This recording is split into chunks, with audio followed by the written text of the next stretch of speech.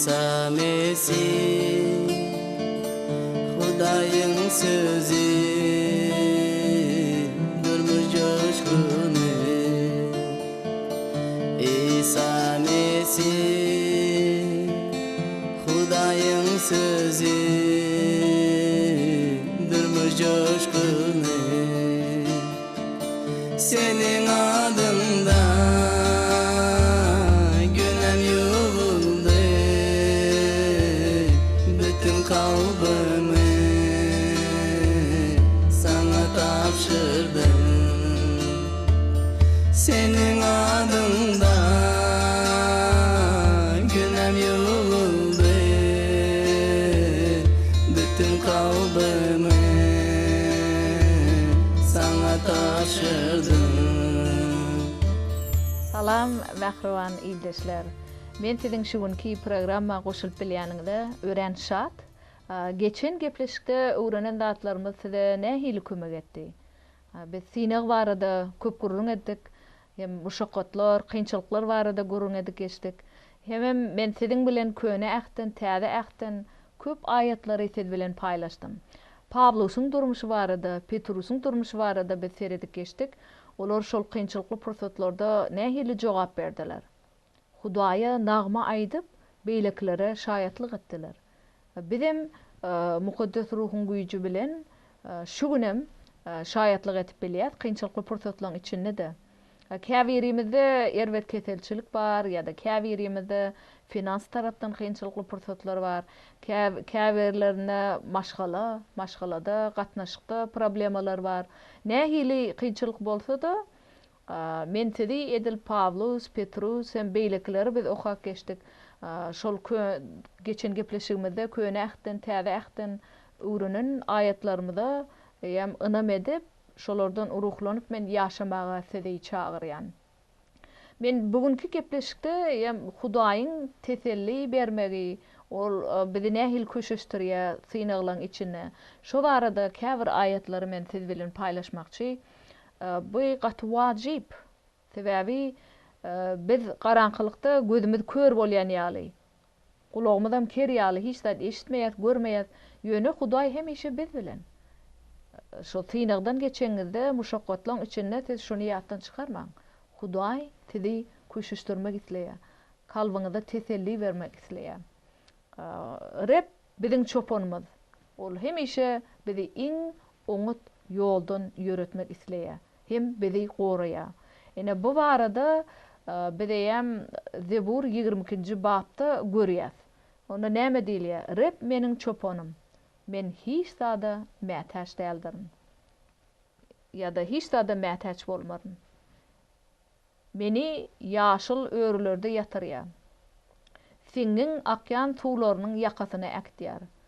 Meniň janymy ol täzeleýär hemde öz adynyň hatirasyna dogrulyk ýollaryndan meni äkdýär.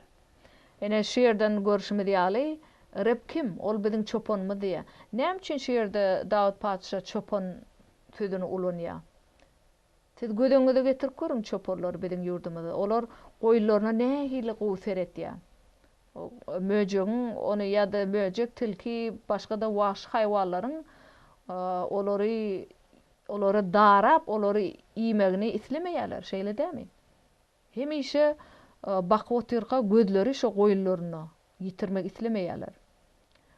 Rep hem şeýle, Hudaý hem biziň bilen şeýle. Ol şo biz barada alady edip, hemişe gözü biziň üstümizde. Her hildatdan bizi goramak üçin. Şoň üçin hem bärde Dawud padşa Rep barada şeýle diýär, Rep meniň çopanym. Men hiç zada mätäç bolmarym ýa. Siz şu berilip oturan wada anlanýaňyzmy? Şu wagt näme siziň durmuşyňyzda bolup oturan bolsa, Hudaýyň aýdyp oturan sözüne Dawud padşa diýär, men hiç zada mätäç bolmarym, sebäbi Rep meniň çopanym diýär. Biz şoňa ynam edip ýaşamaly. Ol ýene de näme diýär Dawud padşa? Hudaý gatky utanaýan adam ol. Ol kim bärde? Rep meni ýaşyl örlerde ýatyrýar. Siňiň akýan suwlaryň ýakasyna äkdýär. Bärde näme gödöňüne gelýär? Siňiň akýan suwlaryň ýakasyna äkdýär. Ol bize dynçlyk bermek isleýär. Size hem şol pöwrüden gödöňüze getirip görüň. Şu yerde jülgölüň ýanyna dynjalşa gideňizde nähili gowy suwuň akýan sesini eşidip kalbyňyzda täzelenme duýýaňyz. Şoň üçinem bärde Dawud Paçaň aýdşýaly, eger biz Reb bilen bolsak, tynalaryň içinde de olaýan bizi siňiň akýan suwlaryň ýakasyna äkitýär. Meniň janymy ol täzeleýär diýen. Hemde öz adynyň hatyrasyna sizi dogruluk ýollaryndan äkitýär. Bärde Dawud Paça diýen meni dogruluk ýollaryndan äkitýär, öz adynyň hatyrasyna diýen. Siziň durmuşyňyzda da şeýle bolup bilýär. Bu diňe ynamysy bilen mümkin. Men her gepleşikde şol iman barada köp agzap geçýän. Sebäbi İsa Mesih bilen durmuşda iman etmeklik gaty wajyp. İman etmesek biz mukaddes sözde aýdylýan zatlara hem şon Hudaýyň sözüne berilýän wadalara eýe bolup bilmeýärdi. Diňe iman etdi bilen biz şu zatlara, ruhy zatlara eýe bolup bilýärdi. Şoň üçinem siz şu wagt nähili ýagdaýda bolsaňyzam, Rebbi çopun hökmüne gözeňine getirin. Hemem onuň sizi siňiň akýan suwlaryň ýakasyna äkidip oturanyny görüň. Siziň janyňyz täzelä oturul. Öz adynyň hatyrasyna siziň hemmäňizi dogruluk ýollaryndan äkitýär. Bu nähili biziň kalbymyza teselli berýär. Biz bu barada alad etmek gerek däl. Özüne iman etýärlere näme diýe berdi? Dogruluk ýollaryndan ýöretýär ol bizi. Öz adynyň hatyrasyna ol şeýle etýär Hudaý. Yine Dawud Paça şeýle diýär: "Tüm garanky dereden geçäýem de yamanlykdan gorkmaýaryn men. Çünki sen meniň bilendiň. Seniň hasaň, çopon taýagyň aram berýär janyma meniň diýär." Şu ýerden görüşüm diýäli, tüm garanky dereden geçmek käwat ölüm bolup bilýär, maşgalada bir ýerini ýitirteňiz. Ya da men geçen gepleşikde agzap geçişim ýaly agyr keselçilik, utulmayan agyr keselçilik bolup bilýär. Ene şolum tüm garankylyk ýaly bolýar. Sebäbi şeýle utulmayan kesel bolsa ya da rak kesel diýeli, käbirlerine diýer sen diňe 6 aý ýaşamaly, diňe 6 aýyň galdy. Şeýle ýagdaýlarda tüm garanky dereler bolýar. Ana şeýle pursatlarda diýer Dawud Paça, yamanlykdan gorkmaryn men diýär. Näme üçin? Sebäbi sen meniň bilen diýär. Seniň hasaň, çopon taýagyň men janyma aram berýär diýär.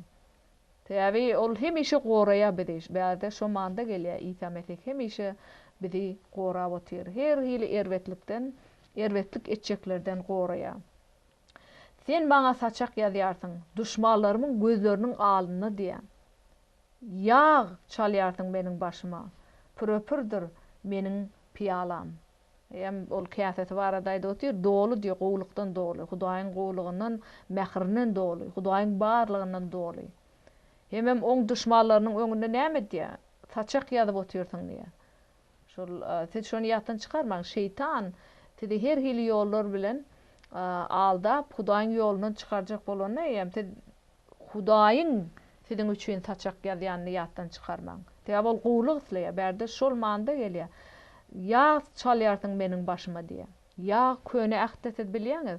Ol hemişe bir paçany, hem paçalyga saýlana ony mesketdiler yağ bilen. Şoň üçin bu gaty gowy zat mansyna gelýär. Bilýärin, ýagşylyk we sadyk söýgü ömür boyu hemra bolarlar maňa. Ömür waqy ýaşaryn Rabbim öýünde diýär. Sizem şu Dawud Paçaň aýdýan sözlerinden hem şol uruklanma alýansyňyz diýip men şonu dilek etýän şu wagt. Almaňyz dilek etýän.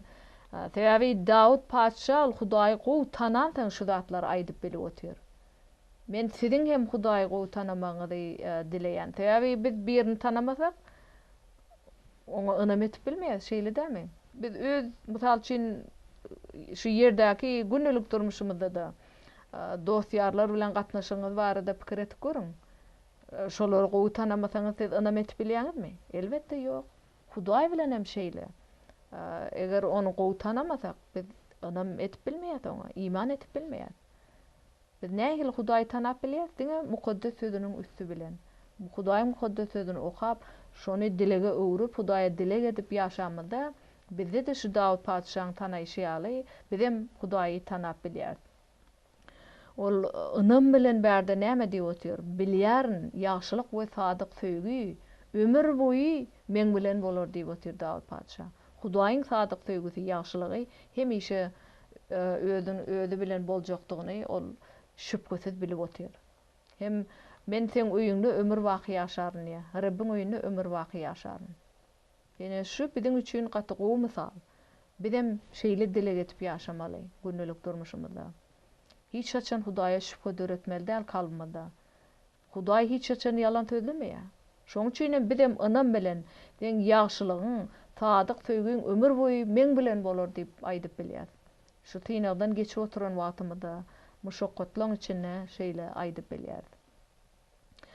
Çağalarynyň üstüne ganat gerýän bürgüt ýaly Hudaýam öz çağalarynyň aladasyny etýär. Siz oýlanyp görüň, ene şol bürgüt öz çağalaryny nähil goraýar? Ganatyny öz şol kiçijik çağaçyklarynyň üstüne gerip, her hili erwet waş haýwanlardan gorap otyr ony. Ene Hudaý hem biziň bilen şeýle özüne ynam etýärler bilen şeýle alad etýär. Siz synagdan geçeňizde de Hudaýam siziň aladaňyzy edip otyr. Size güýç berip gorap otyr. Gelin häzir Kanun Talymat kitabynyň 32-nji babynyň 10-njy, 12-nji ayetlerine seredip geçeliň.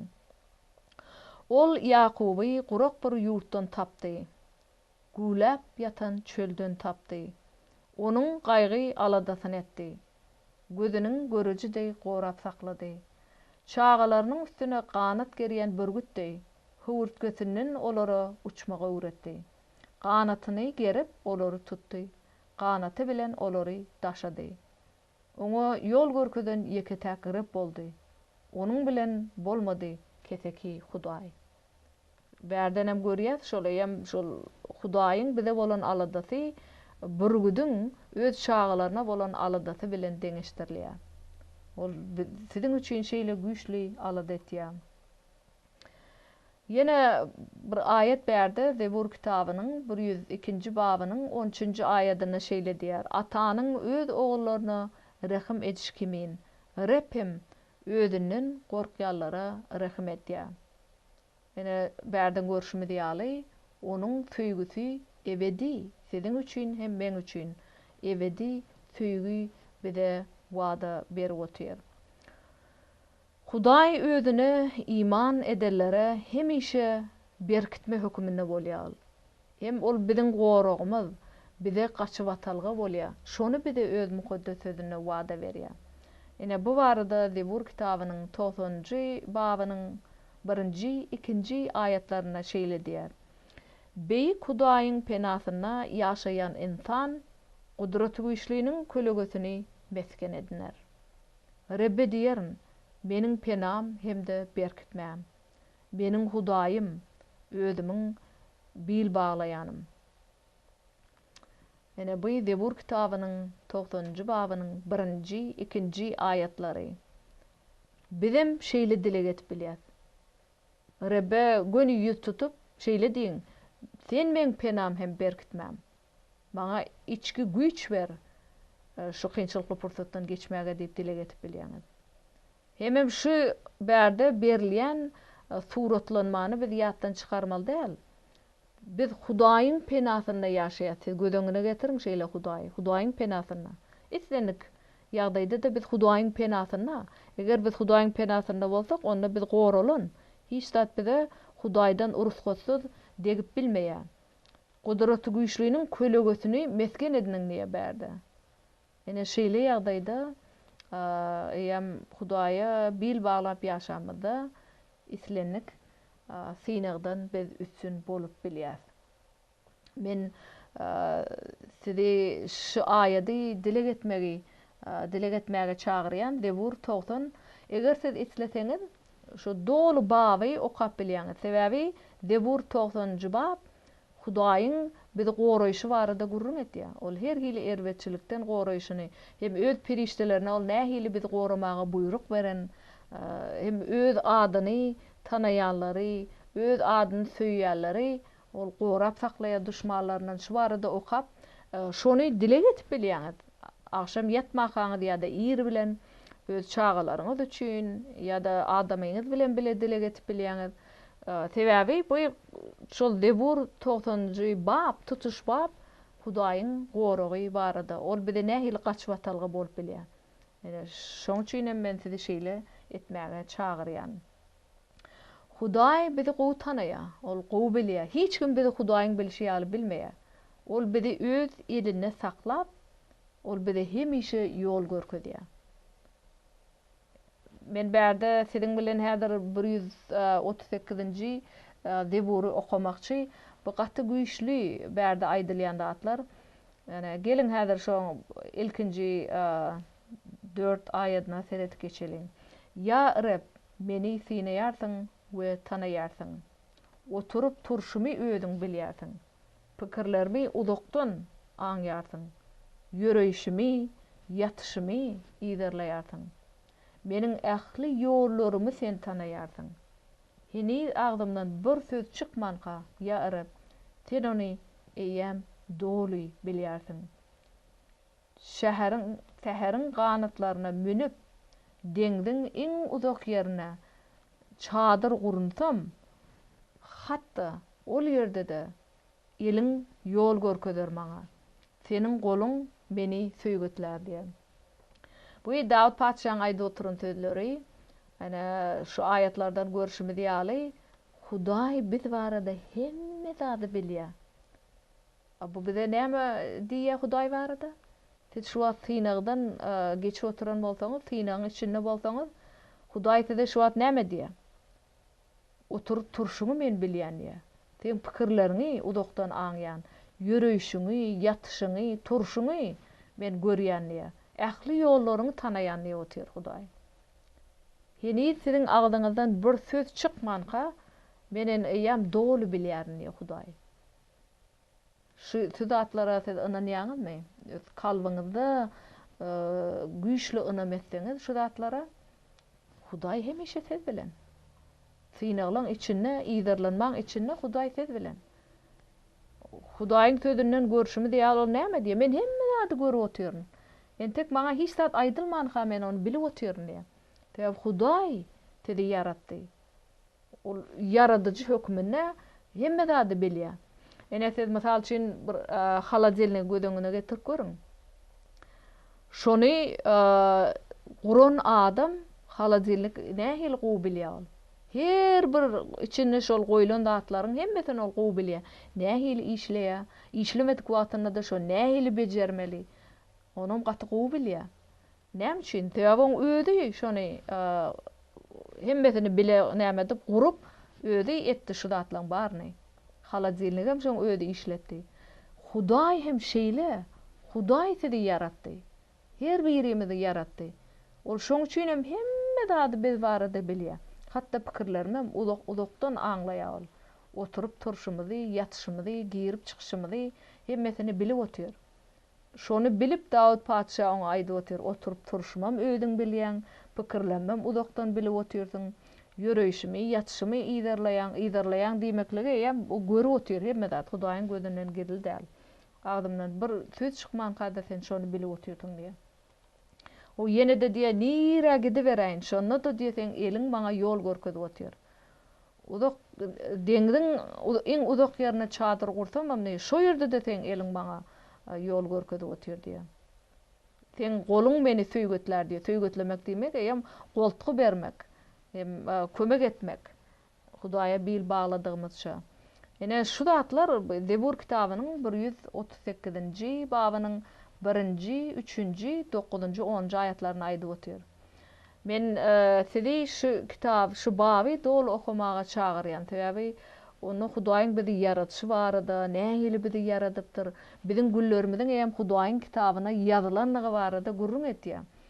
Şonu okap edil şol Debur 90-ny dile geçiňi diýäli. Şunu da şu aýat baby hem dile getip bilýäňiz. Ene siz bilýäňiz öz günnelik turmuşyňyzdan käwat şeýle görnýär, dogurçylara ejir çekip otur. Başgaça aýdaňda Isa Mesih inanýarlar ejir çekýär, beýlekler bolsa hem güllläp üsüp otur. Biz şeýle pikir etýär, şeýle görünýär bize. A ýöne Hudaý bizi hemişe iň oňat ýoldan ýöredip otýar we bize sinaglaň içinde teselli hem goýulluk berýär. Biz geçen gepleşikde okuduk käbir aýatlary, biz görýän zadymyza däl-de görünmeýän zatlarymyza hem üns bermeli. Täze görünýän zatlar bu dünýäde görünýän zatlar wagtlaýyn, görünmeýän zatlar ebedi, şeýle dämi? Şoň üçinem hatda şol Hudaýa iman etmäni ýaşaýarlar ýa-da erwetler gülläp ösýän ýaly görünse-de, siz İsa Mesih'e inanýarlar hökmünde Hudaýyň sizi hemişe oňat ýoldan ýöredip oturanlygyny, hemem size teselli berýändigini ýatdan çykarmaň. Bu barada Hudaýyň sözü ne diýilýär? Biz şoň üçinem şonu görmesek-de Hudaýyň sözüni okan zatlarymyza görä iman etsi bilen ýaşaýar. Ene şol görünmeýän zatlar. Görünmeýän zatlar ebedi. Hudaýyň sözü bize ruhda aýdyn durmuş berýär. Ol güýçli, diri söz. Şonu siz ýatlamaga men çagyrýan kynçylykly pursatlaryňyzda sinaglaň içinden. Hudaý siziň bilen. Size teselli berýär. Ine Zebur kitabynyň 72-nji babynyň 23-nji 24-nji aýatlaryna näme diýär? Ýöne şonu da mydama seniň bilendirin. Meni golumdan sen tutýandyrsyň.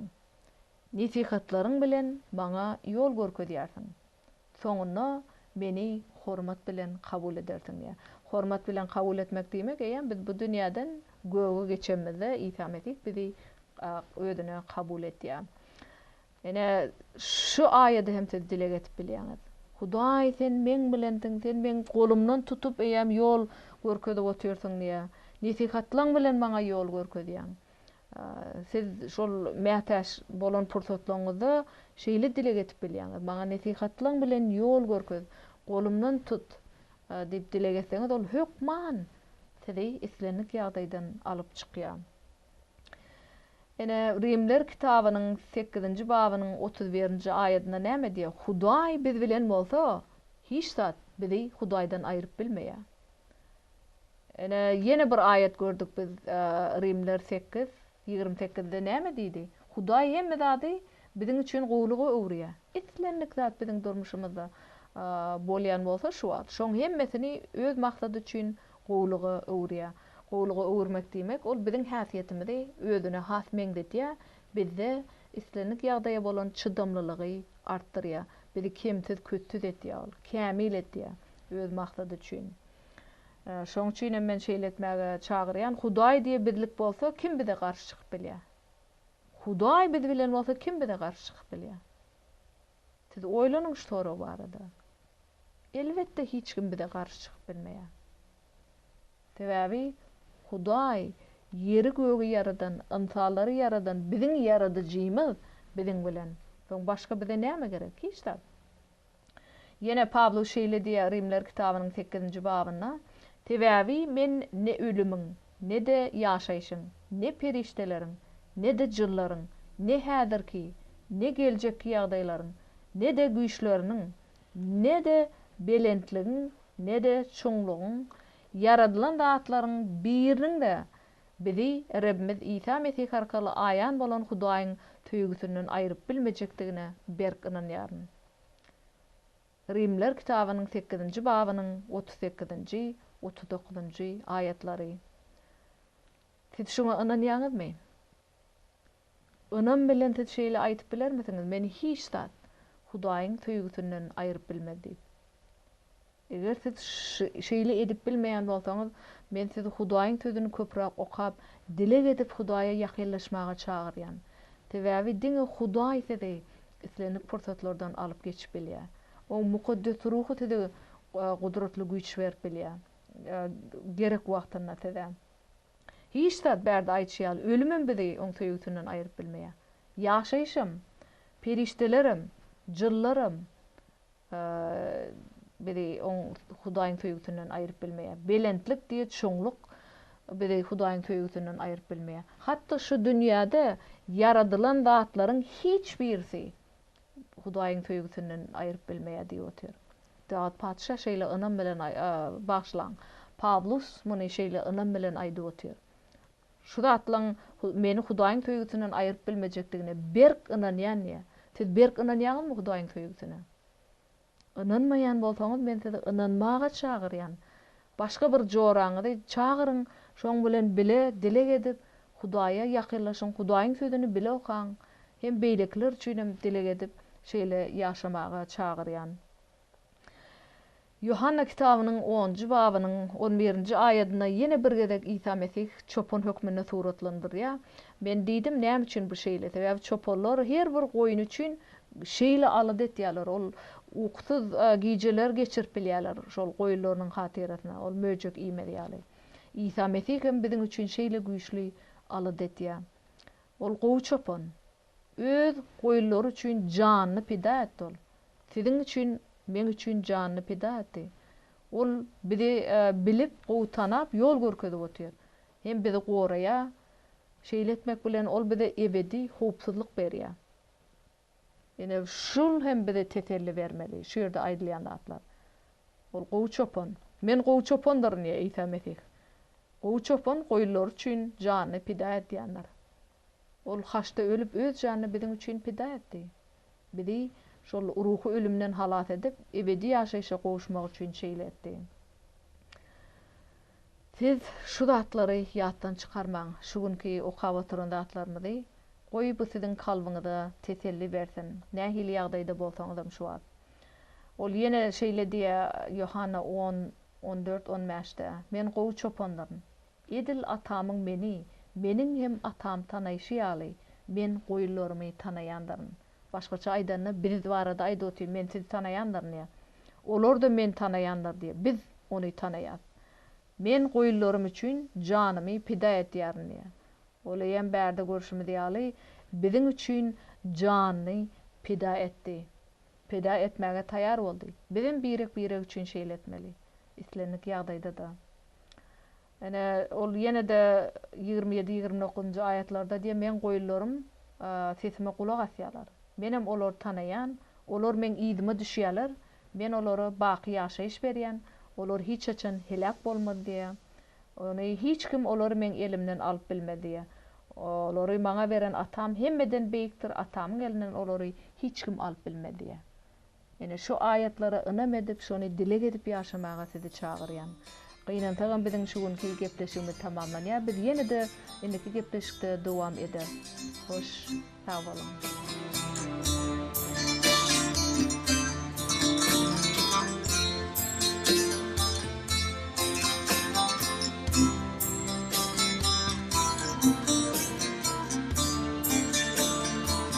Senin adında günem yolunu, bütün kalbimi sana tapşır.